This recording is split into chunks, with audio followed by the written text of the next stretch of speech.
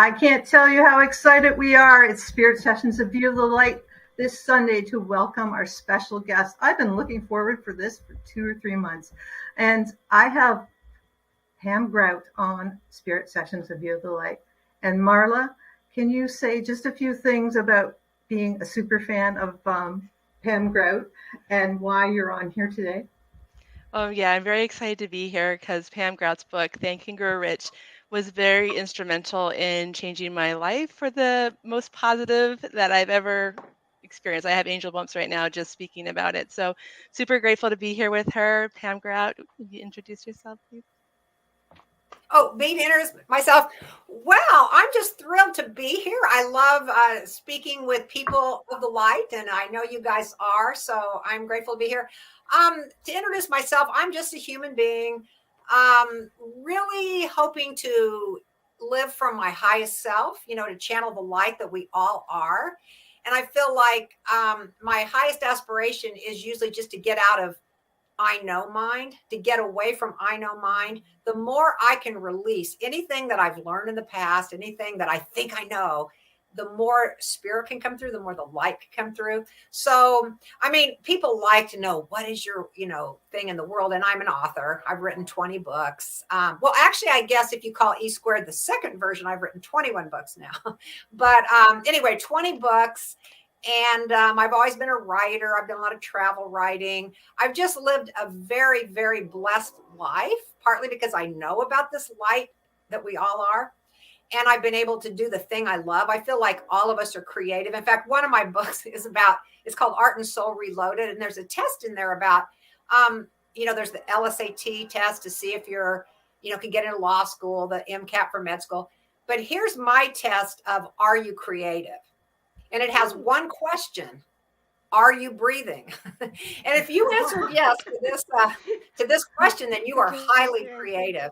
So that's one of my big things too, is to kind of channel, to be a satellite dish for creativity, because we all are creative and we're all here to expand the glory of God, right? Or the glory of the dude, or whatever you want to call it. So anyway, hope that's a good enough description. It's perfect. I totally love that. But what was it like? When did you first have that awakening and the awareness of everything, and this, this passion that pulled you through everything? Well, I feel like a lot of it did come from writing, because I feel like in some way creativity and the source, they're one and the same. Like when I'm writing something and I'm channeling the muses, I often call it the muses. It doesn't matter what you call it. Some people call it the universe. Some people call it angels. Some people call it God. I mean, what you call it doesn't matter. It's just that you call it forth because it's here in all of us. But I would say I probably got into more the spiritual type, path in life was through my writing and through always seeking to be creative and seeking to express myself. So I'd say that was kind of the path that got me there. I actually did grow up in a traditional Christian home. My father was actually a Methodist minister, and I did follow that path for, you're always going to follow what your parents tell you to when you're younger. But as I got older, I just started to realize there's a much, much bigger picture. And I do feel like I probably got on the path through my creativity, through, writing. I started writing books when I was back in second grade. I mean, I've always, that's been my gift, to write, to express. And so I guess I got an early start on that. And I've always felt so blessed that I've been able to, participate in life as we're supposed to, but by doing the thing that I love to do. So anyway, I've been able to make a living doing, my true love, which is writing. So, yeah. That's amazing. And do you feel sometimes that the words aren't, did I mute myself? Do you feel sometimes that the words aren't your own? Like that they're just being channeled through you and that you're just like an open channeler of what's coming through? Yeah, I don't know that I call myself a channeler, but I feel like every great piece of art, every fabulous book, everything that really is kind of just a step above is channeled. I mean, in some ways, we're all just channeling this big divine energy, right? And a lot of us, I talk about in ESquared about collapsing the wave. A lot of us collapse the wave in a very limited viewpoint, but there is so much more possible. So yes, I feel like we're all channeling pieces of the the divine energy, the bigger thing. So yes, so I do feel that, and I feel like my best work. Some days I'll be writing and I'm like, oh my gosh, what did I just write? And I have to literally go back and I actually can find wisdom by reading what I wrote too. Like I may, we all forget, right, from time to time about who we really are. So when I'm in some of those stages where I'm not remembering who I am, I can literally go back and read my own words and go, oh wow, that's right. So I don't know that it comes from me so much as it does come from something bigger than me. So when you get into the zone, like I know, like one of our Bex channels messages from the angel group or whatever, she can't remember what she says. She'll say, listen now, because we can tell when she's gone into that sort of zone, her voice speeds up and she just starts talking. We go, wow, that's really incredible. Those messages are really cool. And but she can't remember what she says. And I think a lot of us who sometimes slip into that don't even realize. But that's really interesting. You go back and do you find new things in your books all the time? Well, things that I'd forgotten that I'd written, and I'm not really quite that much to where I'm not there and I couldn't remember it at the moment. Like at the moment, I'm pretty aware of it. But, as we go on, I may forget something that came through and I look and I go, wow, that was really profound. Did I write that? And I don't even take claim for authoring it as much as I really feel like I'm just here to be, a satellite dish, the secretary, that writes down what the dude wants me to write down. So I do have a real sense of that, but it's not like I go away and something else comes here. I feel like it's kind of a joint effort, using the skills that I have with expressing, maybe a message from the higher thing. And one thing I've noticed interesting, I'm a big journaler. So every day, I write in my journal and I'm just, chicken scratching out whatever, dumping thoughts in my head. But every now and then I'll notice that my handwriting slows down and I start printing something. It's like, oh, and a lot of times that is something that's maybe, at least it's saying, pay attention to this, So I do notice that, which is kind of an interesting phenomenon. I'm just writing away fast as I can. Then all of a sudden I'll be printing. And because my handwriting isn't always so legible, even to myself, it's like when it's printed, oh, okay. When I'm writing it with a pen and I'm printing it out in block letters, okay, then I can't miss it when I go back and read it, that this was something I needed to remember, something that either might be, significant for me or something that I need to write in a blog post or something that I need to, pass on in whatever form it might be. I just love the fact that in your books, you give people experiments or action points or something to do, not just listen to. I just love how at the end of every chapter and in ESquared that you are given an assignment to do homework, and that proves what you've been saying. So you can put the words in. It's not airy fairy stuff. It's like, here I can go and I can go try this, and then I can see if it's bull whatever or not, or it's like, wow, that's really true. Like, and like, how many sunset beige trucks do you see? Well, if I look out my window right now, I'm looking right at one, but now we're noticing it.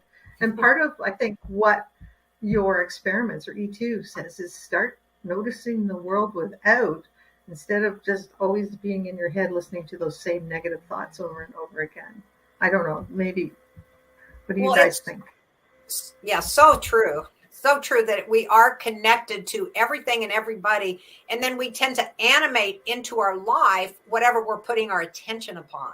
And that's really why these experiments work, because we're putting our attention, we're kind of moving from problem state, which is the way most people live their lives, in problem state.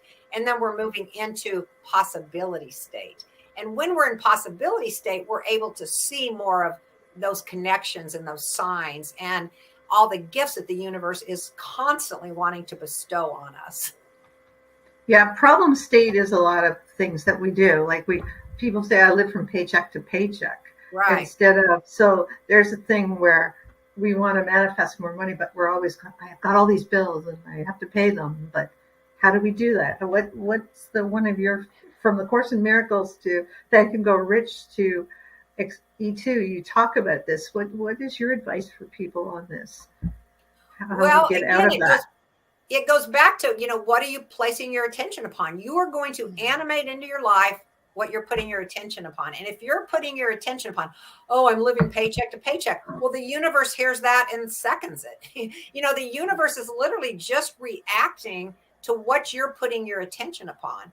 So when we take our attention off of these limitations, I mean, basically a problem is a limitation. There's no reason tomorrow has to be the same way today is, except that we keep looking at the world through the limitations that we have created for ourselves. We've collapsed that way, to use the quantum speak, of this particular reality, when there's such a bigger reality that's there. We just have to uncollapse the wave and kind of get in more into possibility state. And then all kinds of miraculous things will be seen by us, will be shown to us. So really the experiments, as much as anything, are just a way to get people to pay attention to different things. The kind of principles I talk about in this book, they're true all the time. I mean, they're just true. That's the truth.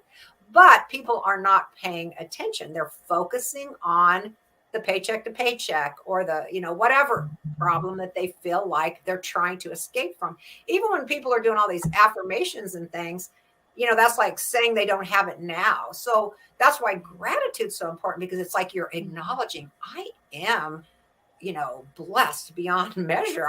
When you look around and you see all these amazing things, you see the abundance of the universe, that's what's going to show up in your life. So it's basically changing your attention from lack and limitation, which is not the truth of the world, into what is the truth of the world, which is abundance and kindness and love and light. That is the truth. And when we're connected to source, that's all we see. But we often do, focus on these little tiny collapsed waves of problems in this world that we think is our world, which is just a small piece of it. Can you talk a little bit about Taz's foundation and a little bit? I started a foundation after my daughter passed. She is 5 years ago. It'll be 5 years next month. She had an aneurysm and very unexpectedly passed to the other side, and very, very much of a big shock. And it really shattered my world, to be honest. It was just not at all what I was expecting. My parents had both passed that year too. It was 2018. And, my father and my mother, they were both 83. And, that was more, we know the truth, that we don't really die and that we go on. So for them, it wasn't, it's like, that's the way the world is, But when Taz passed, it was just a shattering, just shocking thing for me. But because I'd already was very familiar with, like you mentioned, Moorjani earlier. I know Anita Moorjani. Taz knew Anita Moorjani. I know about this continuation of life. I know that this material body is just a piece of who we are. So I already had some of that background, but it really required me to really step up my game as far as really, truly trusting in this, bigger truth that I do know.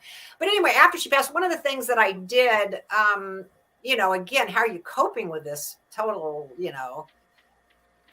Yeah, devastating. I can't imagine how devastating that would be.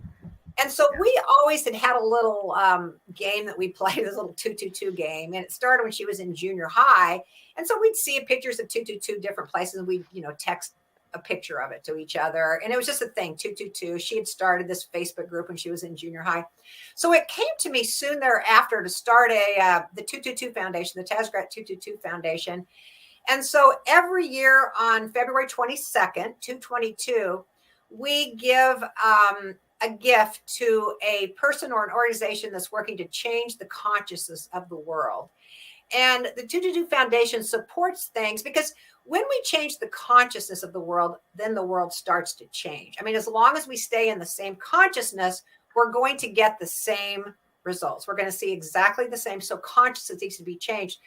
Taz was very, very creative. So we also look for very creative projects. We have 3 guidelines, but it's basically rewarding people that are looking for possibilities, that are looking to change the consciousness. And so anyway, every year we do that. And the first year that after she had passed, I had been in India. I was planning to go anyway. And after she passed, like, oh, can I even go to India? I mean, I was just so thrown off my game. I didn't even know I could go. But one of my best friends from college agreed to go with me because I was speaking with this Tribes for Good. But we ended up going to the Taj Mahal, which, come to find out, was, it was a monument of love, a monument to love to this one mogul's favorite wife, whose name happened to be Mumtaz. That was her name. And it took 20,000 workers, 22 years. So there's your 222 to build this monument to love. So I felt her presence with me there. And then when we left, we went to this place called Shiro's Hangout. And that was where we went. That's where the first gift went in 222 of 2019, which would have been the first, February 22nd after her passing. And I felt like, she led us right there to the Shiro's Hangout. It was these women that are completely giving of their gifts. They all had unfortunately had acid thrown on them. In India, there's still a tradition where, the husband gets mad at the wife and he decides to throw. I mean, this doesn't happen all, but it happened to these women. And usually when that happens, they go into hiding. And to change the consciousness, they're like, no, this is who we are. We can give. We're not going to go into hiding. And so they started this. It's called Shiro's Hangout. And so people can come there and they freely, serve coffee and tea and treats. And they were in the process of moving to a new location. And so the grant for 222 went to them to, build their new space when, what they were moving to. So every year I feel like I've been led by Taz in where to, give our donation each year in 222. Like there's a place called Taz's Hot Dirt up in Canada that does regenerative gardening. And then they, give the stuff away to people that need produce. So it's, a continuing project. So we've just rewarded every year different projects that are supporting changing consciousness. And that is how we change the world. Absolutely. It's those little positive things, that grassroots projects that do change the world, for sure. And I always think that how devastating that would be, and what kind of a test you had to do to go through, like, oh, now I have to apply all those principles that I've been telling everyone else to my life again. And seems kind of a cruel twist of fate, but not really, because you had all that to kind of hold you up at the same time, right? Well, I have such gratitude that I got to be a mother. I was 37 when I found out I was pregnant. I was not married. I mean, I could very well have been this age that I am now and not have been a mother. I mean, that wasn't, the path that I thought I was on. But again, the dude has a much bigger picture for us than what we conceive of ourselves. So I feel such gratitude that I did get to be a mother. I got that opportunity. And I got to be Taz's mother, because she really was, from the beginning, she was just this amazing person. And I got that opportunity to be her mom. So that was just such a blessing. And to this day, she still sends me signs. I still feel very connected to her. I'm still her mom, and she's still my daughter. And, we communicate in different ways now, but she's very much alive in me and in my life. So yes, it isn't what I would have planned. It wasn't what, I would have chosen ever, but it, has led to, the state I'm in right now, has led to more growth and love and gratitude, which is what, the world is meant to do, to lead us toward more expansion and love and gratitude. Yeah. It's nice to know. What, Marla, have you got a question for your hero here?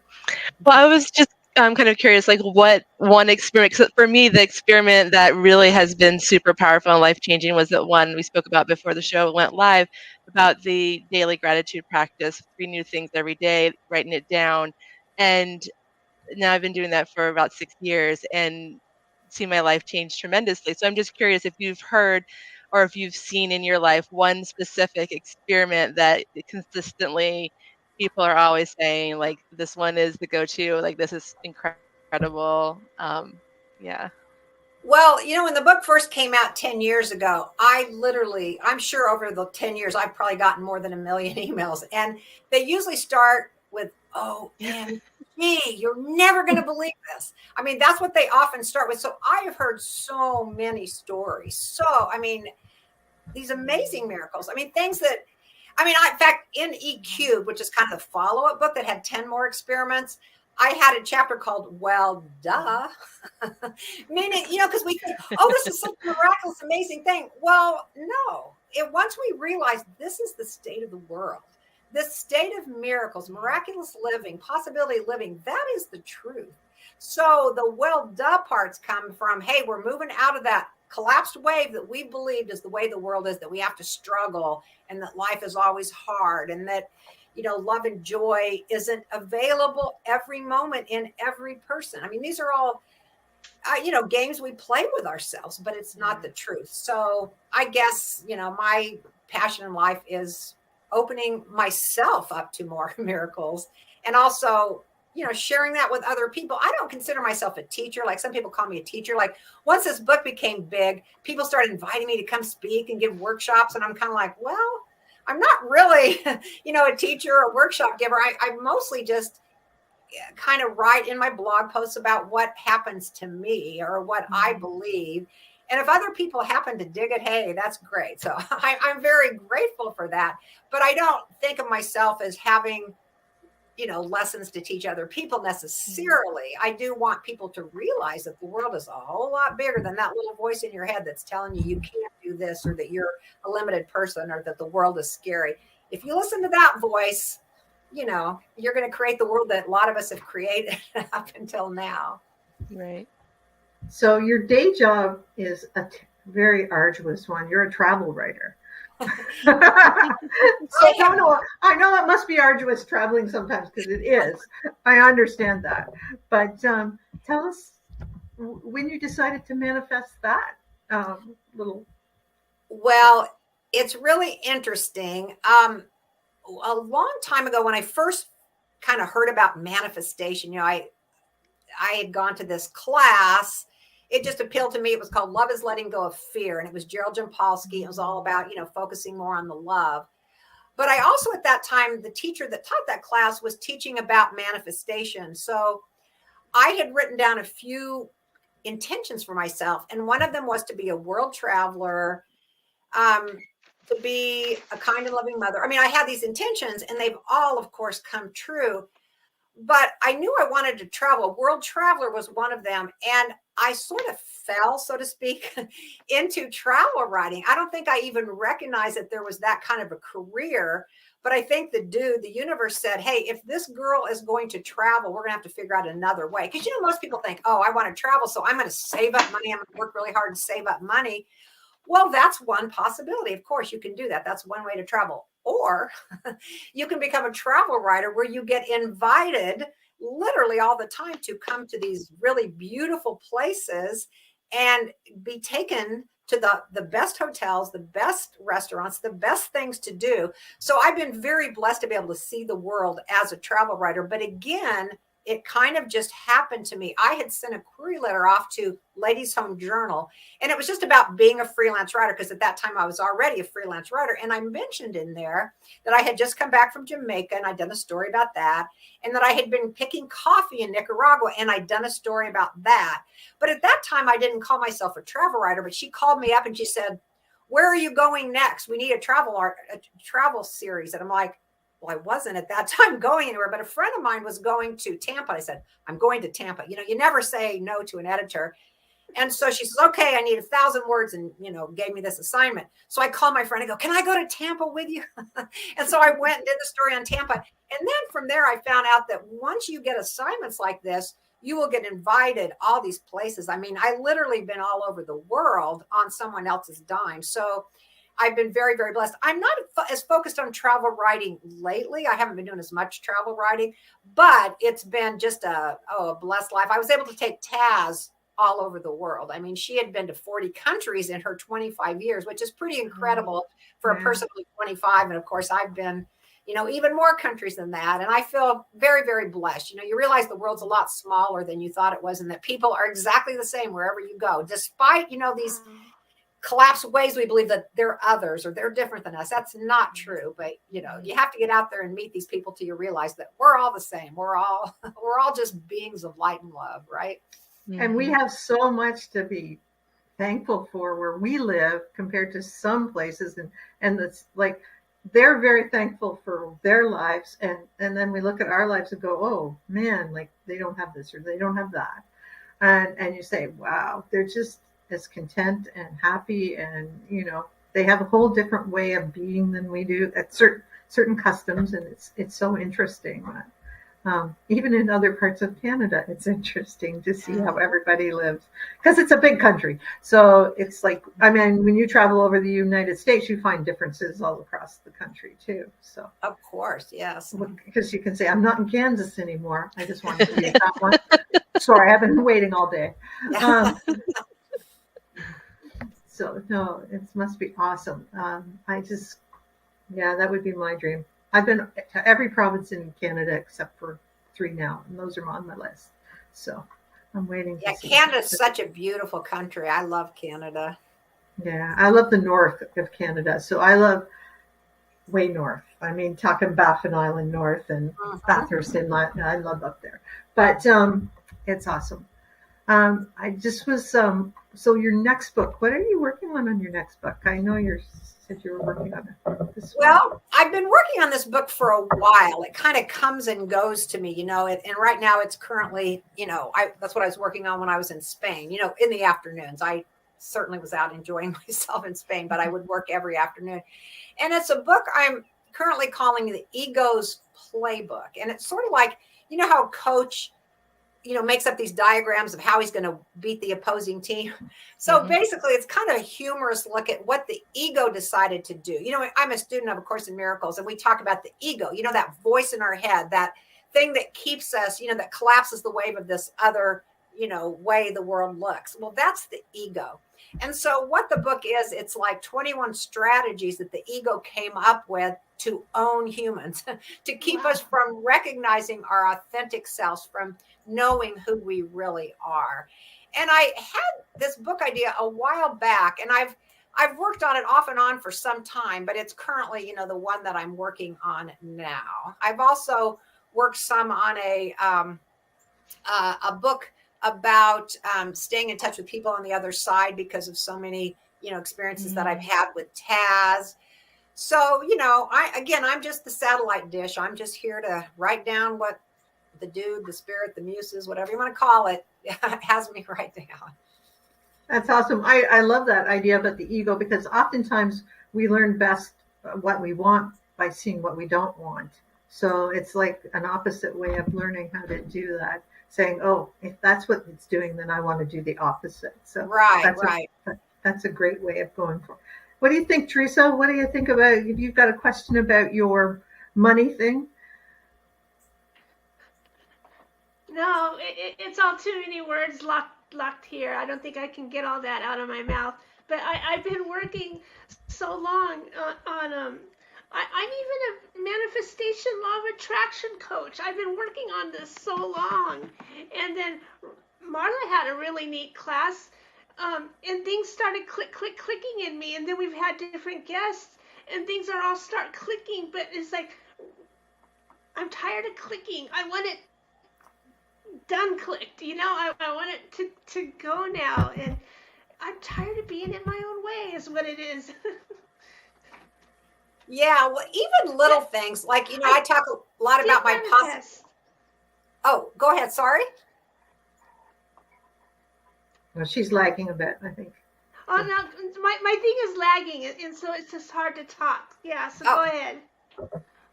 Oh, well, just even listening, like you said, you've been working on it, or I'm not quite sure how you word it, but one of the things I like, just little wording things can make a difference. Like, you mentioned that. And one of the things we say in my possibility posse is, well, up until now, that may have been the reality up until now, but it can change at any moment. So we often, like if somebody says something like, oh, I'm still working, blah, blah, blah. Well, up until now you were. And so we will talk about like playing around with it. Just the little wordings can make a difference. We just want to, or my goal, I guess, is to, tear holes in that wall that we put up from that abundant flow. Just any time we can punch a hole in there, and little wordings, things like that, getting together with others like this. There's, having other people hold that vision for you, because, we all do have our blocks. I mean, that's the ego, right? The ego is telling us, that this can't happen, or it's going to be the same tomorrow as it was yesterday. I mean, that's the ego's voice. That's what we're overcoming. And again, that's what this book is about, is, the ego loves to, ego loves to separate us from our true self. And so to do that has distracted us with all kinds of crazy things. So anyway, but I would say, yeah, just, play around with these concepts if you like that. And know that you have a wealthy father. I always like to say that too. We all have a wealthy father. We are connected to this divine energy of God.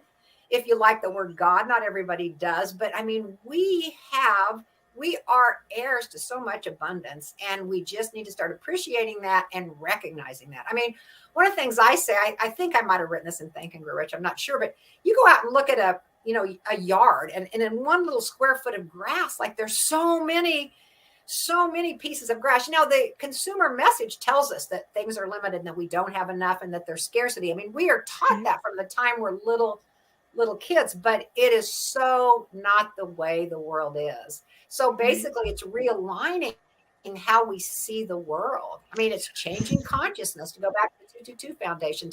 That's what my world is all about. Going, getting back to, proto Pam, the first Pam, when you're still all light and love.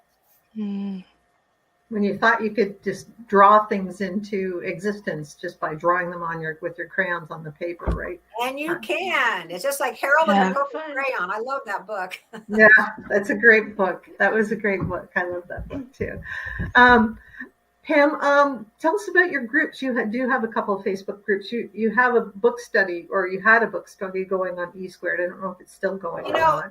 I did not do that. My good friend, my dear friend Lisa Natoli, did put together a Facebook, ESquared Facebook. It was a pop-up Facebook group, and I think it just went on in August. I believe it's closed down now.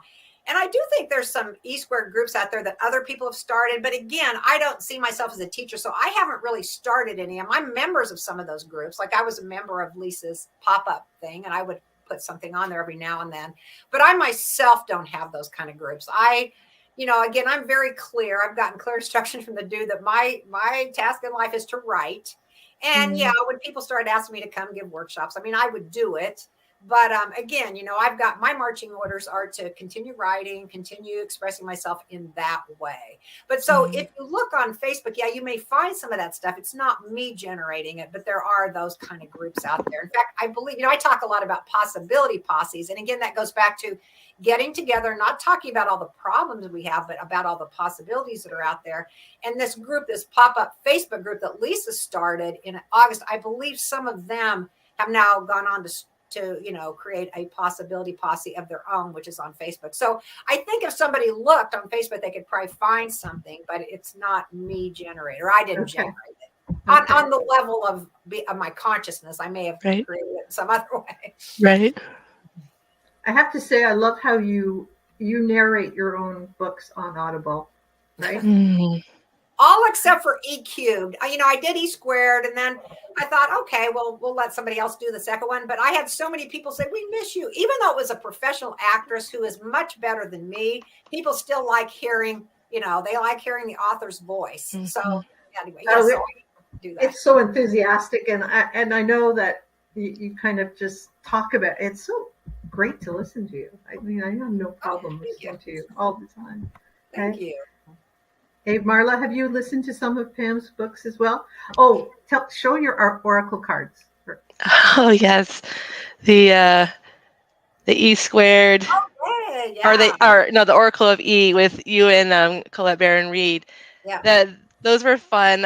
Every year I paint my word of the year, and a few years ago I decided I was guided to pull a card from the Oracle of E and have that kind of be my theme. So my word was hope, and I got the rainbows and sunshine and lollipops, that one. And it was so much fun to paint it, and so much fun to have that, the deeper meaning behind it. And just, I love it a lot. But I've listened. I thought I had ESquared on Audible when I went to look, and I had EQ'd, and so I quick downloaded the 10th anniversary edition of it and just binge listened to it the other day, and it was so much fun. I got my daughter involved. When we talk about going back to being in that childlike state of manifesting, she's a powerful manifester, and she has realized it, and I love empowering her in that way to be able to be like, hey, if you want to, because she's preteen, so she doesn't always want to do what mom wants her to do, but inviting her to join me in these experiments. And so that was really cool, to just play with the universe in that way. And I love that we can empower our children, and that also I find that she's such a beautiful mirror for me. And so she helps me to come back to that state of childlike belief, when she asks for something, instead of like shooting her down. And I'm like, yeah, anything is possible. Ask away, like, let's do it. And then putting that into practice in my own life. It's just, I think that's one of the biggest things I love so much about the ESquared and the E cubed and Think and Grow Rich, is just all the possibilities, and just like you said, shifting the way you're thinking, and speaking, because we have so much power in our words, and just shifting that, and it does work. Like I said, I've alluded to or spoken to that my life has changed significantly, and I know others have also, and others, there's so much more possibility to change and to expand, and possibilities are endless, and I love it. So thank you so Yeah. much for being that vessel of sharing this stuff with us, because it's so amazing. Oh, thank you.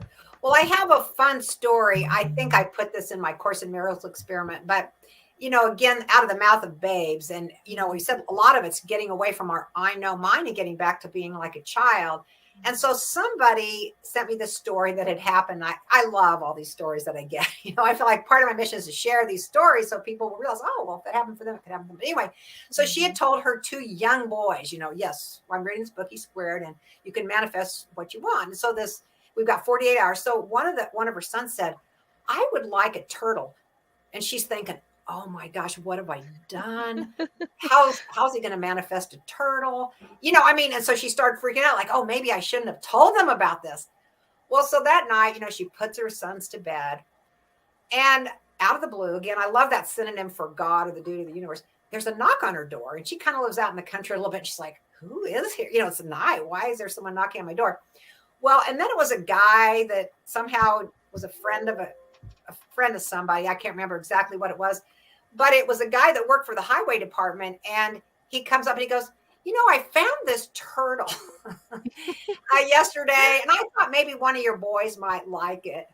And so she said, why did I even doubt, or why did I even think this couldn't be a possibility? Yep. Yeah. And I just listened to that story. Oh, you did? Reading it this morning as I was making soup. But it's so awesome. Like, and I just loved it. I love that story. That's so cool. We know all your links are attached to the video or the podcast, or whichever way you're listening to this for Pam. Teresa, can you give Pam the 3 questions that we have for this, and let Pam get on with her very super busy, amazing, wonderful life? These are just the fun questions at the end, because they relate in a different way. The audience and the people and stuff, and it's all a lot of fun. So the first question is basically like, they're going to give a speech, you're going to share your information and encourage people and stuff, but you're walking across the stage, walking up to the podium, and they're playing your song, and you're listening and you're dancing. What is the song they're playing that really inspires you? Well, I have an experiment that I've done at some of my workshops, and that song Happy by Pharrell Williams? I actually use that song in this experiment that I have people do, like in a big group, if we're, if in a workshop. So I would guess that song would be Happy by Pharrell Williams. That's just a fun one. I mean, there's a lot of my life, but that's a good one. The upbeat songs. Awesome. I love that. Super great choice. I love that the whole feeling that would bring the whole group and everything. That's great. The second question is, what's your favorite crystal or gemstone? Well, I love crystals and gemstones. I haven't collected them a lot, but I think amethyst is a crystal, right? And yes. I believe that's my birthstone, so I'm going to say amethyst. So yeah, that's really good for lots of things. I thought I had one right here. I always have to keep them so my kitty don't get them. But that's cool. So the last question then is just a form of soft disclosure. person to person. Have you ever, everywhere you've been, all the places you've been, have you ever seen anything like, a UFO or something of a contact of sorts that you like, whoa, that's something there? Well, I feel like these other beings are around us all the time. Mhm. And I've seen a lot of things in the sky that very well could be a UFO. And it's really interesting you ask that right now. There's a thing in the Course in Miracles. They say, as you let go of, your training, the collapse wave of what, you believed the way the world is, you start seeing light, just in your vision field, you'll start seeing little things of light.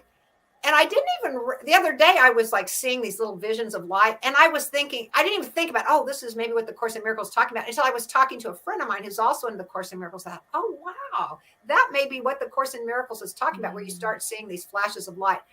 But I will. Oops.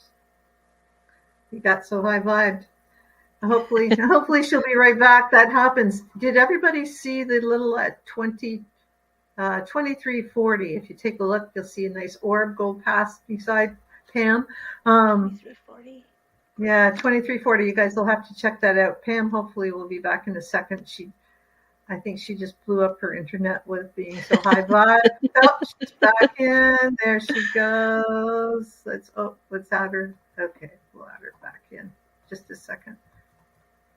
Come on. Yeah. That. Come on. I'm having a little technical difficulties here, but we'll get Pam back in. 1, 2, 3, 4, 5, 6.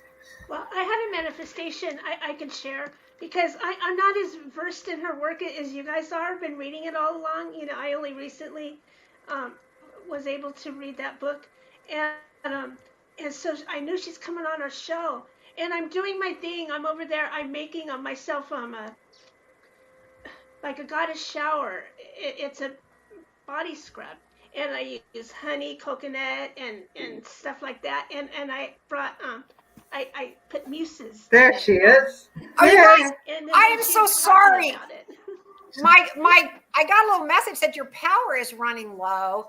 And so anyway, I guess that's what happened. So sorry about that, but I'm No back. worries. And I know we're almost to the end anyway. Sorry. No worries. Like, this stuff happens and we never get very, very too excited about it at any time. We'll pop in and out, and we've had things blow up on us just from energy. High vibe energy comes in. And look, you have more light coming in right now. I love how you talk about more light coming in, and a very good experiment was that for my husband and I, who has a hard time sometimes grasping all this stuff. We were out, and I said, "There's northern lights out tonight." And he says, "Oh, I can't see anything." I said, "See, you can just see a wave." And I took up my iPhone. It has that 3-second, at night, and you could see all the colors. But in front of you, you couldn't see it. But with that 3-second exposure, you got all the colors, and it's like, I can't see it with my eyes, but I can see it here. So it really exists. And that's it. I said, so how much other stuff don't we see? Because our human eyes can't capture it or at this vibration. Yes. And I thought that was pretty awesome that you're seeing light, and I was seeing orbs behind you at 2340. I said, I took a note of the time. So when you come, you can see your little orb flashing past you. Oh, so awesome. That's pretty awesome. We want to thank you so much for being here today. It's just amazing having you on, and hopefully we can have you on when you're on your 24th book or your 22nd book this year. If you would, we'd love to have you back and have so much fun in Mexico this week. I will. Thank you so much. It was so great to meet you guys and to hear about what you're doing, and we will stay in touch. Thank you, Pam. All Thank right. you so much. Bye. Bye. Just let me pull you out there. There.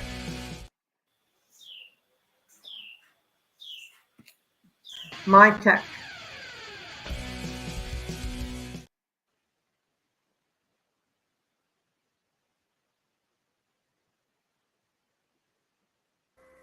I could talk with this tech.